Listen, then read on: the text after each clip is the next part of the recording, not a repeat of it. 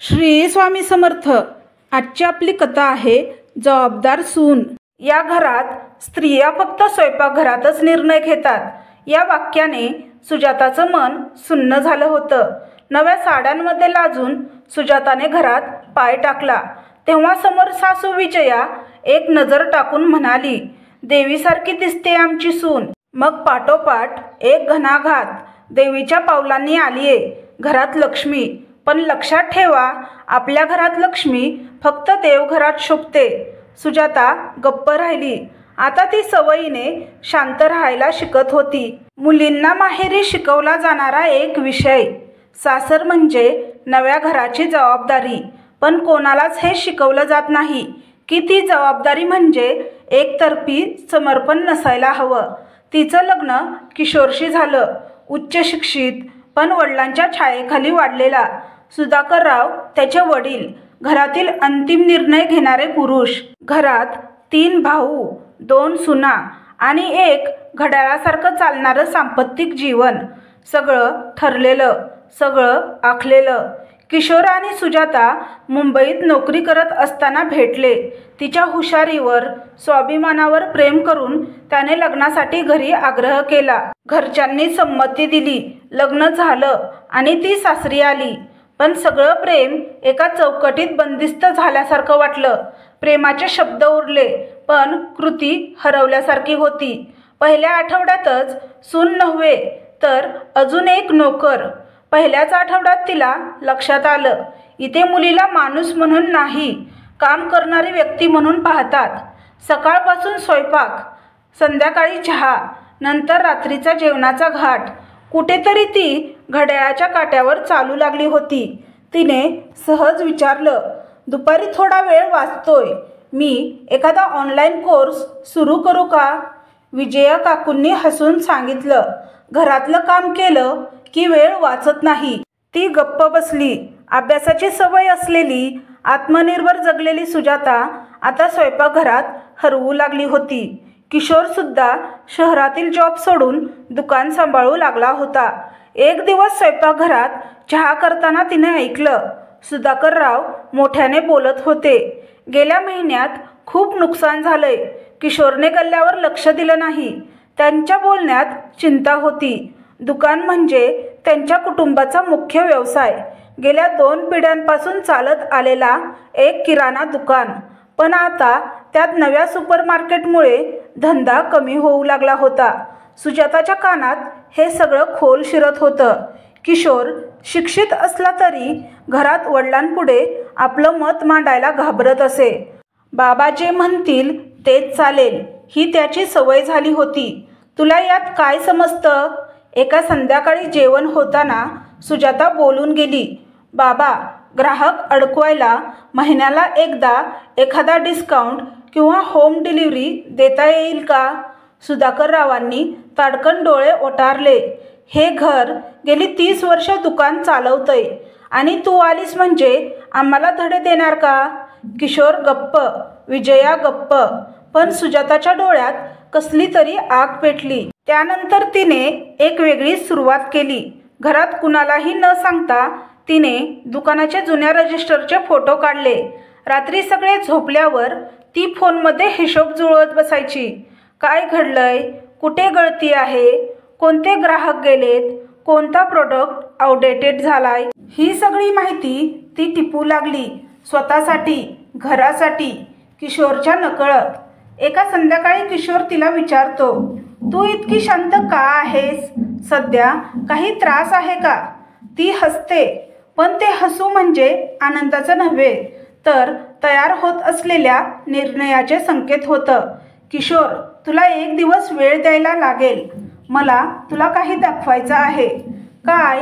तो विचारतो। ती डोळ्यात बघून म्हणते, आपल्या दुकानाचं भविष्य। एक दिवस घरात गोंधळ। सुधाकरराव जेवणाच्या टेबलावर कोसळतात, हृदयविकाराचा झटका। सगळं घर रुग्णालयात धावतं। 3 दिवस दुकान बंद, ग्राहक परत गेले, काही बिलं थकली। विजया रडून रडून थकली होती। किशोर बसून होता, चेहरा हरवलेला। आता कोण चालवणार दुकान? सुधाकरराव ICU मध्ये, डॉक्टर म्हणतात मानसिक ताण नको. किशोर म्हणतो बाबा उठल्याशिवाय मी काही निर्णय घेणार नाही. सगळी मंडळी गप्प आणि तेव्हा सुजाता उठते. सर्वांसमोर थांबून म्हणते मी चालवणार दुकान. कोणीच विश्वास ठेवत नाही. तुला काय कळतं बिझनेस? उमेश म्हणतो. सुजाता एकत्रित हिशोबाची वही, खर्चाचं प्लॅन आणि ग्राहकांची लिस्ट टाकते टेबलावर. हे मी केलेलं आहे गेल्या महिन्याभराचं. सगळे थक्क. किशोर एकटक तिच्याकडे बघतो. घरात शांतता. ती पुढे म्हणते माझं ऐकायला सुरुवात करा नाहीतर आपलं घर डबघाईला जाणार आहे. सगळ्यांच्या नजरा तिच्या चेहऱ्यावर जातात. दवाखान्यातून घरी परतल्यावर सुधाकरराव अजूनही बेडवरच. डॉक्टरांनी स्पष्ट सांगितले होते मानसिक ताण टाळा. त्यांच्या अनुपस्थितीत घरातलं किराणा दुकान बंद. रोज सकाळी साखर तांदूळ मागणारे आणि हिशोब मागणारे दुकानदार दरवाजापाशी उभे. किशोर मनाने खचलेला. उमेश तोंडावर उभा पण जबाबदारीपासून दूर. आणि अनिकेत कॉलेज आणि मोबाईलमध्ये दंग. त्या संध्याकाळी सगळे गुपचूप जेवत होते. सुजाताने थेट घोषित केलं मी दुकान चालवणार आहे. पुढील काही क्षण घरात भयानक शांतता पसरली. सासू विजया चमकून तिच्याकडे बघू लागली. उमेश भुवया उंचवून म्हणाला आता स्वयंपाकघरातून थेट दुकानात. आणि उद्या काय? बँकेचं कर्जही घेणार का तू? हो, ती थेट म्हणाली. पण दुकान बंद राहिलं तर उद्याचं जेवण कोणाच्या पैशाने होणार? दुसऱ्या दिवशी सकाळी ती दुकानात पोहोचली. उघडताना दरवाजात धूळ होती. शटर उघडतानाच एका बाजूला खिळा अडकलेला. खिळा काढताना हाताला ओरखडा बसला. पहिल्या दिवशी 3 ग्राहक आले. तिघांनीही पहिल्यांदा तिच्याकडे संशयाने पाहिलं. किशोर नाही का? आज नाहीत. तुम्ही सांगा काय हवंय? तिने टोकदार पण शांत आवाजात विचारलं. एक वृद्ध बाई म्हणाली तुम्ही? मी सुजाता, या दुकानाची नवीन जबाबदार व्यक्ती. त्या बाई गोंधळून गेलेल्या पण सुजाताचं बोलणं ठाम होतं. पहिल्या आठवड्यात तिने एक गोष्ट पक्की केली हिशोब.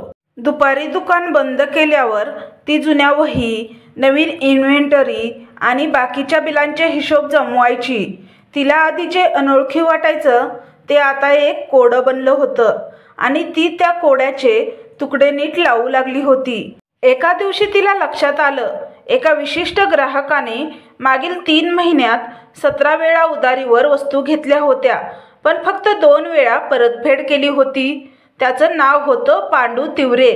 ती किशोरकडे पोहोचली. हे बघ, या ग्राहकाचे वर्तन सिस्टमॅटिक आहे.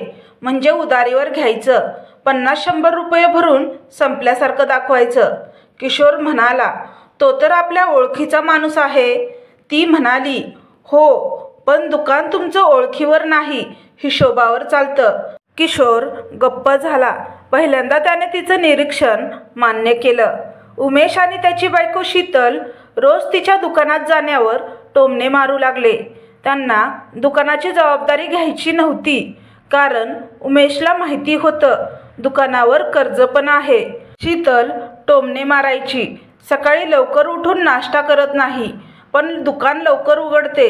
आता सुनेने व्यापारात पाय ठेवला म्हणजे बाकीच्या बायकांनीही काय बाहेर निघायचं का? विजया शांत होती पण मनात ती देखील गोंधळलेली होती. मुलीचं काम म्हणजे घरकाम, हेच तिचं आयुष्य. हे शिकूनच ती वाढली होती. पण सुजाता तिच्यासमोर वेगळं चित्र उभं करत होती. त्या रात्री सुजाताने सासूबाईंना विचारलं आई, दुकान बंद राहिलं तर आपलं घर कसं चालेल? विजयाने पहिल्यांदा तीव्र नजरेने पाहिलं पण नंतर थोडं मवाळ होऊन म्हणाली करायचं तर नीट कर, पण काही वाईट झालं तर तूच जबाबदार राहशील.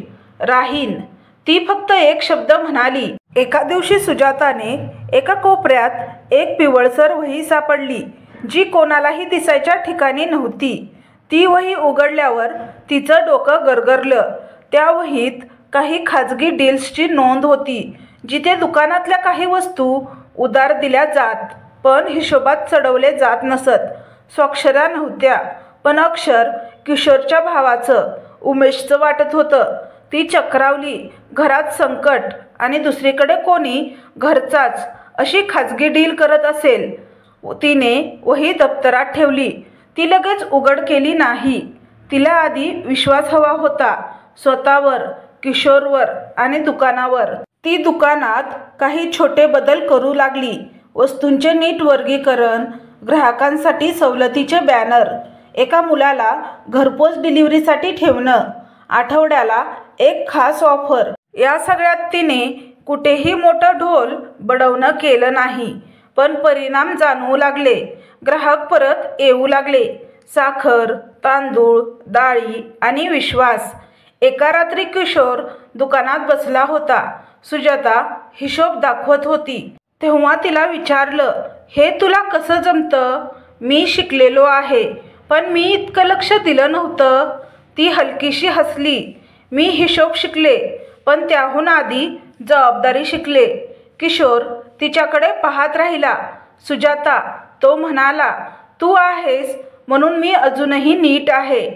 त्या रात्री ती एकटी दुकान बंद करत होती. एक जुना दुकानात काम करणारा व्यक्ती गणपत दारात येतो. ताई, आता दुकान परत जिवंत झालं आहे, पण तुम्हाला माहिती आहे का, तुमच्याच घरात कुणीतरी जुनी बिलं लपवून ठेवलीत. काही वस्तू गुपचूप बाहेर पाठवल्या जातात. सुजाता चमकते. कोण? गणपत काही सांगत नाही, फक्त म्हणतो, हे मी तुमच्यावर सोडलं, पण लक्ष ठेवा. ती वही तिच्या मनात पुन्हा उगम पावते. ती वही उघडते. आता तिला उमेशवर शंका आहे, पण अजून पुरावा नाही. तिचं मन म्हणतं, माझं दुकान आता माझं घर, आणि आता माझी सत्ताही. कधी कधी सत्ता लाटून मिळत नाही, जबाबदारी पेलून मिळते. दुकानात सगळं हळूहळू सुरळीत होऊ लागलं होतं. ग्राहक परत येऊ लागले. दररोजची उलाढाल वाढत होती. किशोर देखील आता दुकानात सुजाता समवेत बसू लागला होता. सुजाता व्यवहार करत होती आणि किशोर तिच्या नोट्स वाचत होता. पण घरात अजूनही सुसंवाद नव्हता. उमेश आणि त्याची बायको शीतल अजूनही तिच्या निर्णयावर संशय घेणारे, टोमणे मारणारे. दुकान चालतंय म्हणे, पण नफा दिसतोय का कुठे? पुस्तकी हिशोब आणि वास्तव यांच्यात फरक असतो. शीतलची जुनी सवय बोलून इतरांच्या मनातही शंका पेरायची. सुजाताला हे सगळं जाणवत होतं, पण ती उत्तर देत नव्हती, कारण तिचा विश्वास कृतीवर होता, कथावर नाही.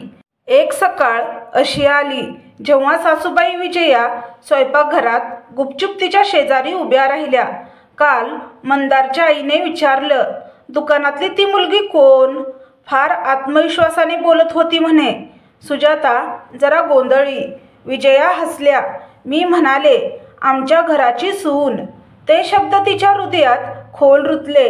घरात पहिल्यांदा तिला ओळख मिळत होती, फक्त नावाने नव्हे, कामाने.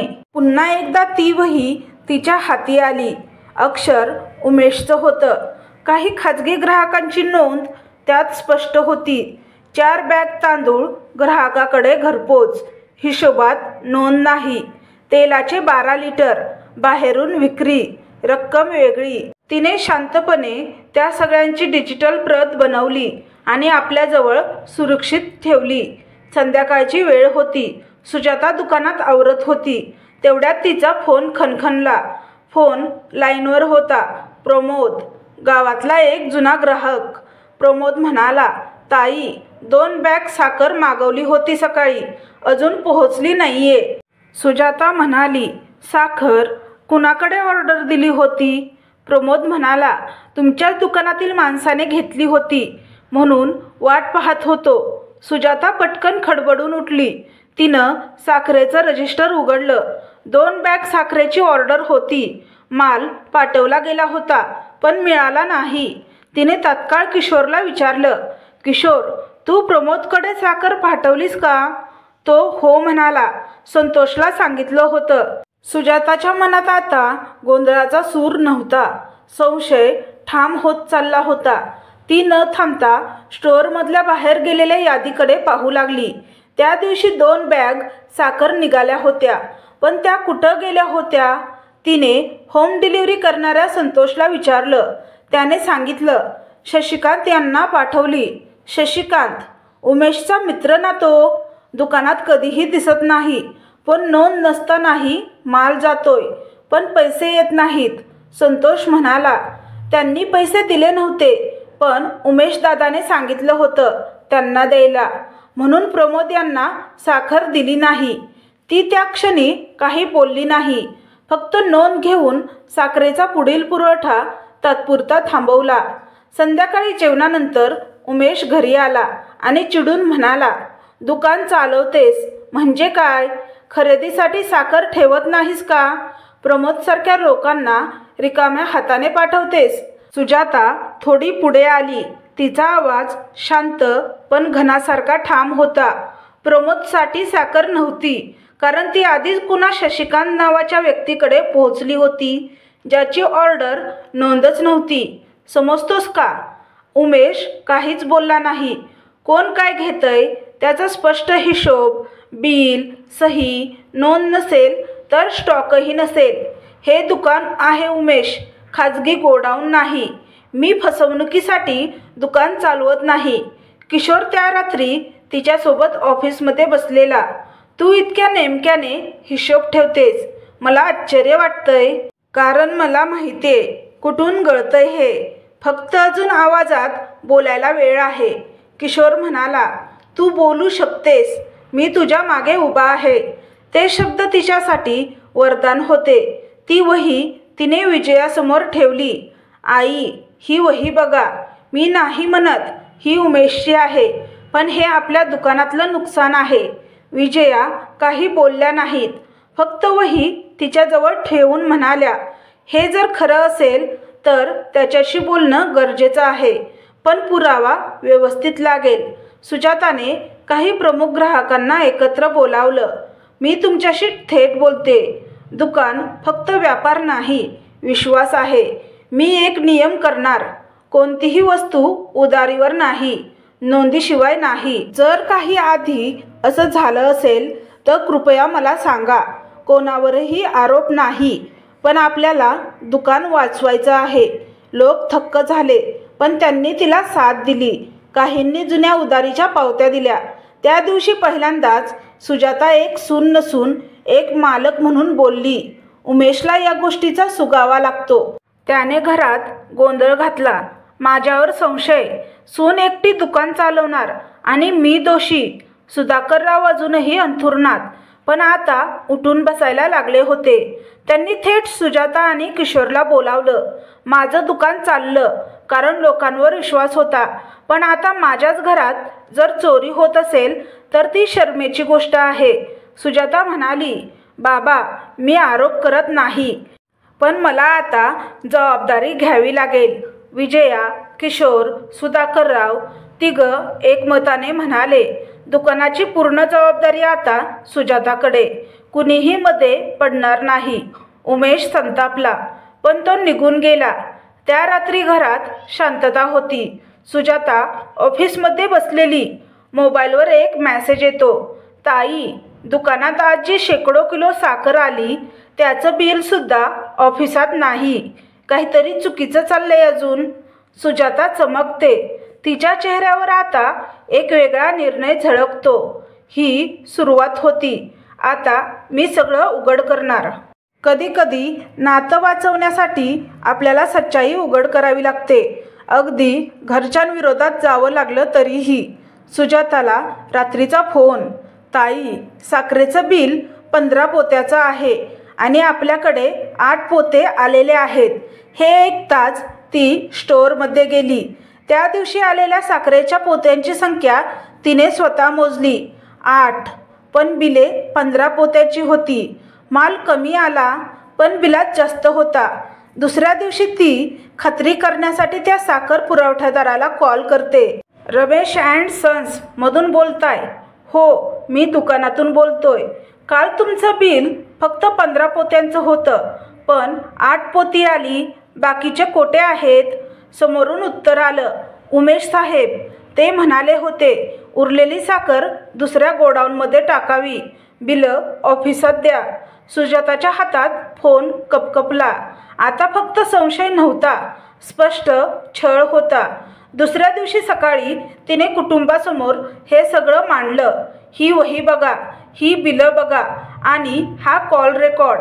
आता तुमच्यापैकी कोणी म्हणणार असेल की मी चुकीचं करत आहे तर मी सगळं बाहेरच्या लोकांसमोर सादर करायला तयार आहे. सुधाकररावांचा चेहरा कोसळला. किशोर तिच्या पाठीशी उभा होता, पण त्याला देखील धक्का बसलेला. उमेश चिडून उभा राहिला. तुला काय वाटतंय? तू घर चालवतेस म्हणजे मी चोर होतो का? सुजाता शांत आवाजात म्हणाली. चोरी कोण करतं हे मला नको सांगायला. फक्त ती थांबवणं हे माझं काम आहे आणि मी ते करणार. विजया त्या दिवशी पहिल्यांदाच पुढे बोलल्या. मी हे बघत होते. सुजाता ही दुकान चालवत नाहीये, ती आपलं घर वाचवत आहे. त्या वाक्यांनी खोलीतलं वातावरण बदललं. उमेश निघून गेला. शीतल त्याच्या मागे मागे. दुसऱ्या दिवशी सकाळी दुकानात सगळं व्यवस्थित लावून तिने एक नोटीस लावली. आजपासून या दुकानात कोणतीही खरेदी किंवा विक्री फक्त नोंदीनंतरच होईल. कोणताही माल कोणत्याही नात्याच्या नावावर विनामूल्य निघणार नाही. हे काही जणांना खटकलं, पण बहुतेक जणांनी तिचा ठामपणा पाहून आदराने मान डोलावली. त्या दिवशी ती दुकानात बसली होती तेव्हा एक नवीन चेहरा आला. ताई, मी राजेंद्र. उमेश साहेबांनी मागे मला काही माल बाहेर पाठवायला सांगितला होता, पण तुमचं आता बघतोय व्यवस्थित चालू आहे. आणि माझ्याकडे एक डायरी आहे. मी सगळं लिहून ठेवलं होतं. राजेंद्रची डायरी म्हणजे जणू किल्लीत सापडलेली चावी. तिथं त्याने नोंदवलेलं होतं कोणते प्रोडक्ट कुठे गेले, कोणत्या दिवशी, कोणत्या संध्याकाळी उमेशने माल उचलून दिला. या डायरीने सुजाताचं काम सोपं केलं. त्या रात्री सुजाताने सगळं कुटुंब एकत्र बोलावलं. सुधाकरराव आता थोडं चालायला लागले होते. ते खुर्चीत बसले होते. तिथे सगळं सादर केलं. वही, रेकॉर्डिंग, डायरी. सुधाकररावांनी डोळे मिटले. मग हळूहळू म्हणाले, मी आयुष्यभर सगळं स्वबळावर केलं, पण एका चुकीच्या निर्णयाने, घरच्यांवर आंधळा विश्वास ठेवल्याने हे सगळं डळमळलं. सुजाता, आजपासून दुकान तुझ्या नावावर. व्यवहार, निर्णय, जबाबदारी सगळं तुझं. किशोरने तिला नजरेने सांगितलं, मी तुझ्या बरोबर आहे. 2 दिवसांनी उमेश परत आला. माफ करा, मी चूक केली, पण आता तरी मला माफ करा. सुजाता आता काही क्षण गप्प राहिली. मग म्हणाली, ही चूक नव्हती, ही फसवणूक होती. घरावर, बापावर, भावावर आणि माझ्यावर. तरीही मी तुला घराबाहेर काढत नाही, पण दुकानाच्या 100 मीटर आत तुझं पाऊल पडलं तर मी पोलिसात तक्रार करेन. उमेश काही बोलला नाही. तो निघून गेला. कायमचा की पुन्हा येण्यासाठी हे कोणालाच माहीत नव्हतं. त्या रात्री पहिल्यांदा किशोरने सगळ्या घरासमोर उभं राहून घोषणा केली, मी माझ्या पत्नीचा अभिमान बाळगतो. ती फक्त माझी पत्नी नाही, ती आमच्या घराची खऱ्या अर्थाने नेता आहे. सुधाकरराव म्हणाले, माझ्या मृत्यूनंतर कोण घर सांभाळेल याची काळजी होती, पण आता नाही. विजया सुजाताला मिठी मारून म्हणाली, तू आमचं घर वाचवलंस. सुजाता मनाशी म्हणते, मी फक्त दुकान सांभाळले नाही, मी माझं अस्तित्व, माझा आदर आणि माझं घर वाचवलं आहे. आता शेवटची लढाई बाकी आहे. मी फक्त व्यवसाय नाही, विश्वासही सांभाळते, घराचाही आणि स्वतःचाही. सुजाताला दुकानात सगळं स्थिर वाटत असतानाच एक नवा आघात. ती पूर्णपणे निर्धाराने उभी राहिलेली असली तरी आता तिला सावध राहावं लागणार होतं, कारण दुकानातील गोदामातून काही मालाची पोते गायब होत होते आणि कॅमेरा असूनही त्यात समजत नव्हतं की ते कसे आणि कोठून गायब होत आहेत. ती रात्री दुकान बंद करत असताना स्वतःला सांगते, हे घर माझं आहे, ही इज्जत मी मिळवली आहे, आता कोणीही ही हिरावून घेऊ शकत नाही. पुढच्या काही दिवसात तिने तिचं लक्ष वेगळ्या दिशेने वळवलं. तिने विश्वासू मुलगा संतोष जो दुकानात डिलिव्हरीचं काम करत होता त्याच्यावर गुप्त निरीक्षणाची जबाबदारी दिली. संतोष, आपल्या गोदामातून माल चोरीला जात आहे आणि तो कोण चोरत आहे आणि कुठे विकत आहे हे शोधण्याची जबाबदारी तुझी. संतोष कामाला लागला. ती स्वतः दुकान सांभाळत होती, पण तिचं लक्ष फक्त ग्राहकावर नव्हतं. ती घर, व्यवहार आणि विश्वास सगळीकडे एकाच वेळी नजर ठेवत होती. 2 दिवसांनी संतोष परत आला. त्याच्याकडे एक फोटो होता, राज ट्रेडर्सच्या गोडाऊनमध्ये वखारातून निघालेल्या पोत्यांचा. ती पोती तिच्याच दुकानातल्या पॅकिंगसारखी होती. त्याच्यावर दुकानाचा शिक्का होता, म्हणजे त्यांच्या दुकानातूनच पाठवलेली. तिच्याच व्यवसायातून कोणीतरी अजूनही फसवणूक करत होतं. पण ती स्तब्ध झाली जेव्हा संतोष म्हणाला, ताई, उमेश सर तिथे आलेच नव्हते. तिथं एक दुसराच माणूस व्यवहार करत होता. किशोर सर. काय? सुजाता क्षणभर निशब्द झाली. ज्या व्यक्तीवर तिने सर्वात जास्त विश्वास ठेवला होता तोच. तिने तत्काळ स्वतः गोडाऊनजवळ जायचं ठरवलं. राज ट्रेडर्समध्ये किशोरला व्यवहार करताना पाहून तिला विश्वास बसत नव्हता. ती घरी आली. त्याच रात्री किशोर घरी उशिरा परतला. सुजाता त्याच्याकडे शांतपणे पाहत होती. कुठे गेला होतास? बाहेर, एका पुरवठादाराकडे. राज ट्रेडर्स. किशोर गोंधळला. क्षणभर काही बोलला नाही. मी बघितलंय सगळं, ती म्हणाली. किशोर म्हणाला, काय? किशोर थोडा वेळ गप्प राहिला, मग हळूहळू बोलू लागला. बाबा बरे नव्हते. दुकान बंद पडलं होतं. तेव्हा मी ओळखीच्या माध्यमातून थोडा माल बाजूने विकायचं ठरवलं. सुरुवातीला काही पोती होती, पण नंतर सवय झाली आणि माझं स्वतःचं थोडं वेगळं स्वप्न होतं. सुजाता धीरानं ऐकत होती. तिच्या डोळ्यात ना राग होता ना तिरस्कार, फक्त एक वेदना होती. तू मला हे सांगितलं असतंस तर मी तुझ्यासोबत चालले असते, पण तू विश्वास मोडलास. दुसऱ्या दिवशी सकाळी ती एकटीच दुकानात गेली. तिने हिशोब मांडले. गेल्या 6 महिन्याच्या व्यवहारांची तुलना केली.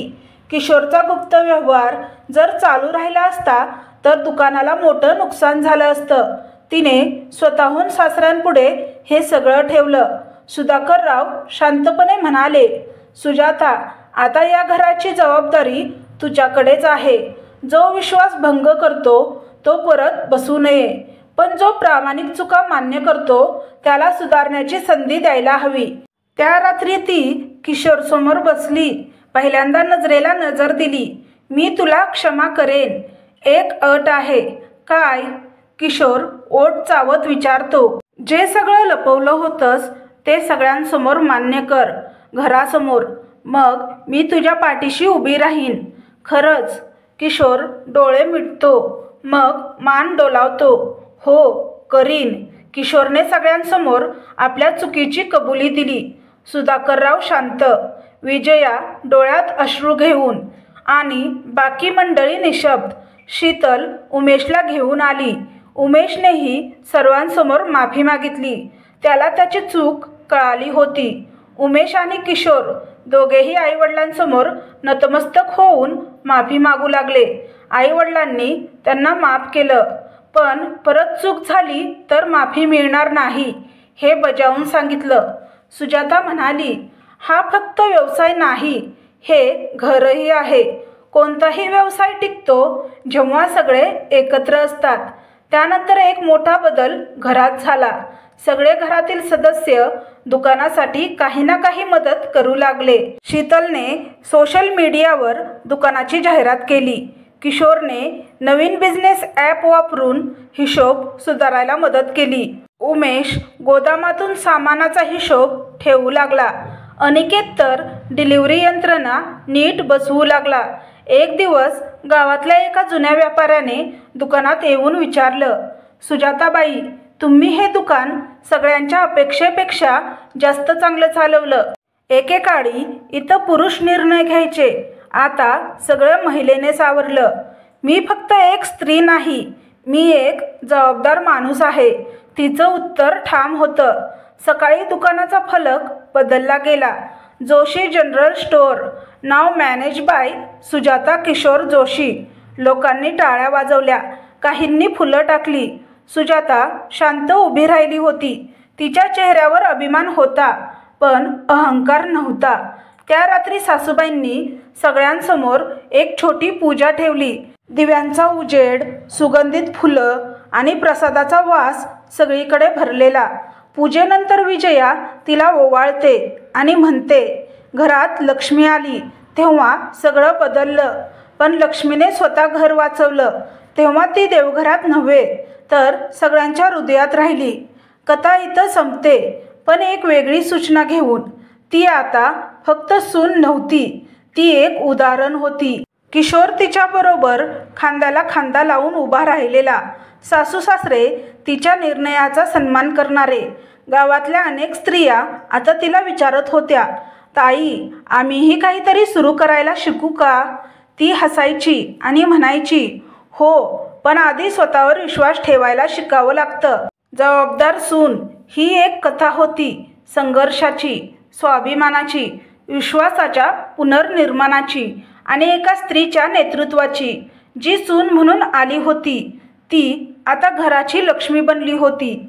तर तुम्हाला ही कथा कशी वाटली हे कमेंट बॉक्समध्ये कमेंट करून नक्की सांगा. कथा आवडल्यास व्हिडिओला लाईक आणि चॅनलला सबस्क्राईब करा. व्हिडिओ पाहिल्याबद्दल मनापासून धन्यवाद. श्री स्वामी समर्थ.